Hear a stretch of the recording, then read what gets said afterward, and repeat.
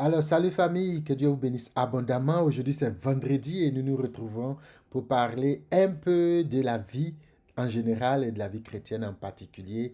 Ici, nous parlons de Jésus-Christ, Seigneur des Seigneurs, Roi des Rois et qui revient bientôt chercher son Église. Alors, je voudrais très rapidement aujourd'hui partager avec nous, d'accord, une petite réflexion sur un sentiment, une émotion qui est à côté de la joie, c'est souvent qui est mêlé et qui va, je dis, en termes de représentation, qui pourrait représenter, qui pourrait être vu dans les mêmes proportions que la joie dans notre vie, dans notre quotidien, c'est la colère.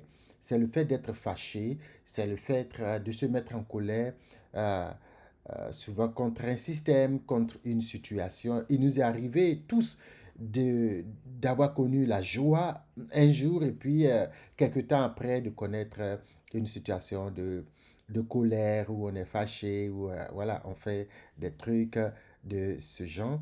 Donc aujourd'hui, je voudrais parler de la colère. La colère, c'est une émotion.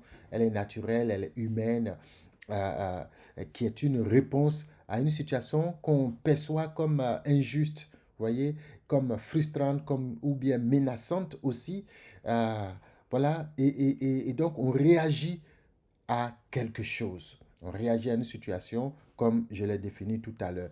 Alors la colère peut se manifester de plusieurs façons. Il y a des colères qui ne sont pas du tout manifestées.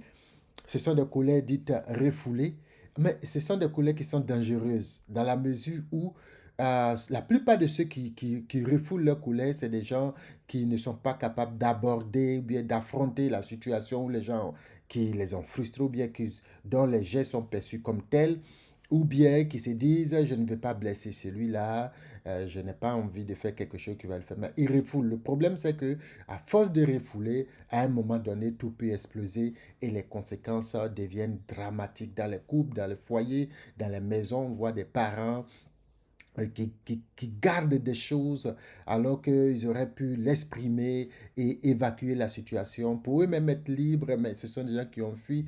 Et souvent, ça peut, pour certaines personnes, quand, par exemple, un enfant qui est toujours en colère avec son parent, un jeune, un adolescent qui est toujours en colère avec ses parents, peut se trouver dans une situation de dépression à cause de cette colère refoulée. La deuxième manifestation, c'est verbal. Il y a des gens qui peuvent exprimer leur colère et quand on dit verbal, ce sont des cris, ce sont souvent des insultes aussi, d'accord, qui peuvent, des injures qui peuvent en sortir. Le troisième niveau, c'est physique, un niveau physique de colère, donc avec souvent des gens, vous voyez des gens qui sont fâchés, qui sont en colère, qui tremblent pratiquement et voilà. Donc ça, il y a ça. Ensuite, je vais voir avec vous très rapidement. Aujourd'hui, j'ai noté pour tenir dans le temps. Donc, euh, je vais parler des niveaux. On va voir quatre niveaux de colère. Le premier, c'est le niveau dit léger. Donc, c'est une colère légère. Elle se manifeste par elle est équivalente à une frustration, à un mécontentement, comme on a dit. Quelqu'un t'a fait quelque chose. Peut-être que tu juges pas ça trop grave. Bon, mais tu vois, il y a une gêne, ça t'énerve, ça te plaît pas. La colère est légère, elle ne dure pas longtemps, vous voyez. C'est une colère de quelques secondes, quelques minutes, et puis bon, après ça passe. Les enfants manifestent ça beaucoup. Vous voyez des enfants qui sont fâchés entre eux, et puis tout de suite, quelques secondes après, vous les voyez en train de réjouir. Le deuxième niveau, c'est modéré. C'est une colère modérée. Elle se traduit par le ressentiment, l'hostilité, la fureur, et quand cette colère-là, quand ce niveau arrive, on commence à parler un peu plus fort. Pourquoi tu as fait ça? Moi, j'aime pas ça. Vous voyez, on commence à parler un peu fort. Ça peut aller même à des insultes, voilà, des accusations. C'est toi, donc toi, tu es mauvais là. Voilà, des trucs comme ça. Le troisième niveau, c'est un niveau élevé. Alors, ça devient plus important parce que souvent on peut perdre, d'accord, contrôle, on peut devenir violent, on peut avoir de la haine. Donc, ça passe par souvent, les personnes commencent à devenir un peu physiquement agressives, avec des destructions. Vous voyez des gens qui sont fâchés, puis le gars, il est prêt à frapper dans tout, à taper tout, à casser tout. Il ne tape pas des personnes, mais voilà, il tape la table, tu vois, ça c'est vraiment un niveau élevé. Et puis il y a le niveau extrême où la violence peut aller jusqu'à cette fois-ci atteindre les personnes qui sont donc perçues comme menaçantes ou bien qui ont posé l'acte qui met en colère. Donc, ça, c'est ce que... Le thème de cette vidéo, c'est la colère, ce que la Bible ne dit pas. Assez souvent, vous voyez des gens, on dit non, mais il ne faut pas te fâcher. Mais non, il ne faut pas te fâcher, ce n'est pas biblique.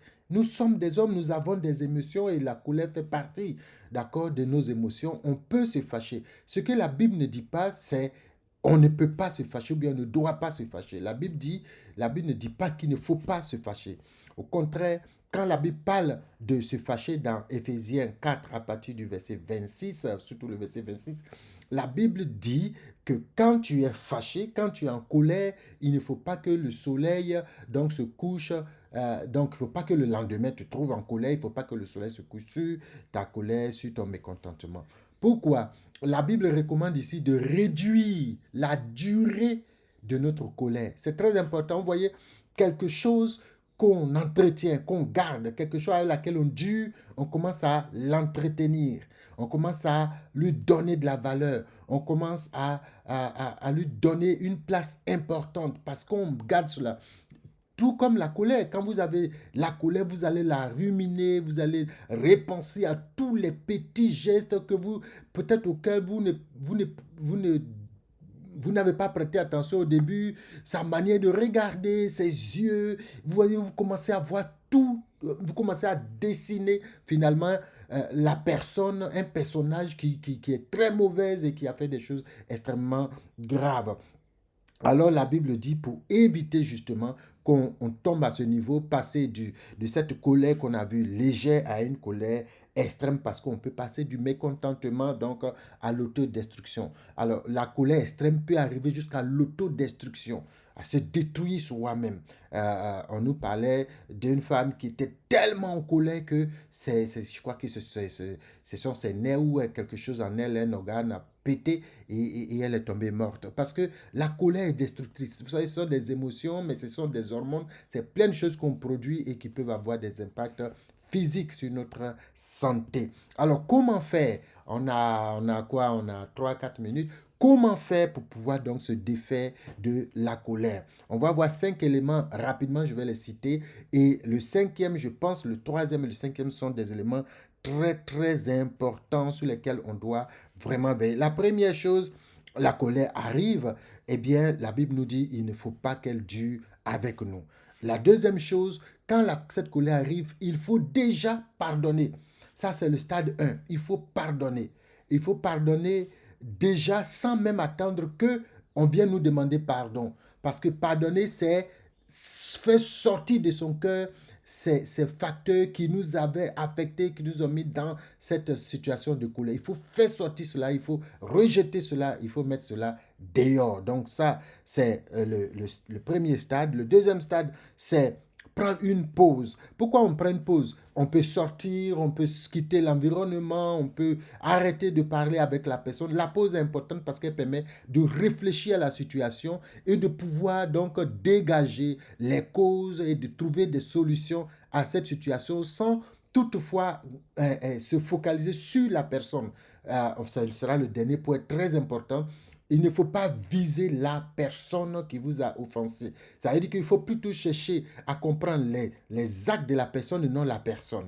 Parce que souvent, quand on est en colère, on est très rapidement porté sur ce qu'on voit en premier, c'est la personne et c'est elle qu'on veut attaquer. Mais en le faisant, eh bien, on fait ce qui la Bible nous dit de ne pas faire. La Bible dit, par exemple, il ne faut pas injurier. Celui qui dit raka, son frère mérite d'être mis en prison et arrêté, par exemple. C'est ce que Jésus dit. Donc, il faut tout de suite prendre une pause pour se donner du calme, pour ramener l'attention à un niveau raisonnable où on peut réfléchir, on peut penser aux choses.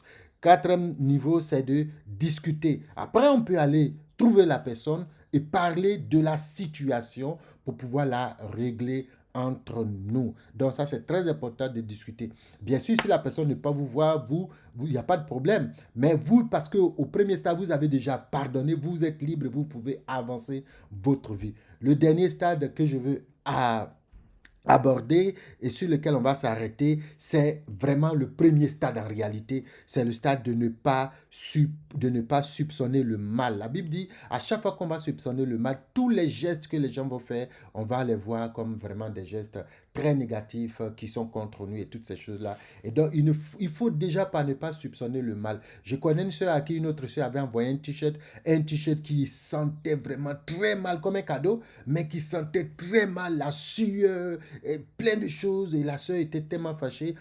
En fait, elle ne comprenait pas. Elle se posait des questions. Qu'est-ce que j'ai fait à la soeur? Pourquoi elle me traite de la sorte? Et le Saint-Esprit lui a dit, l'amour ne soupçonne pas le mal.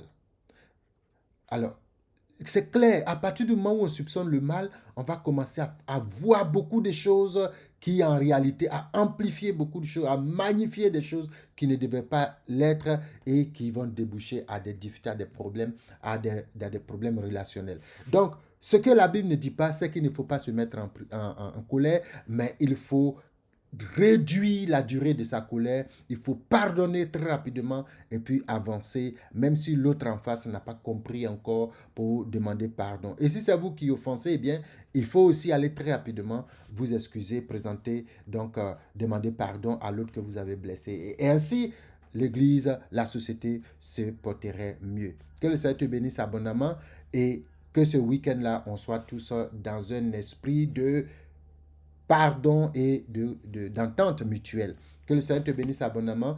Voici quelques éléments, comment on peut faire pour pouvoir, au fur et à mesure, se libérer de la colère excessive et même de toute forme de colère dirigée vers des personnes. Sois béni. À bientôt, mon frère. À bientôt, ma soeur. Dieu te bénisse.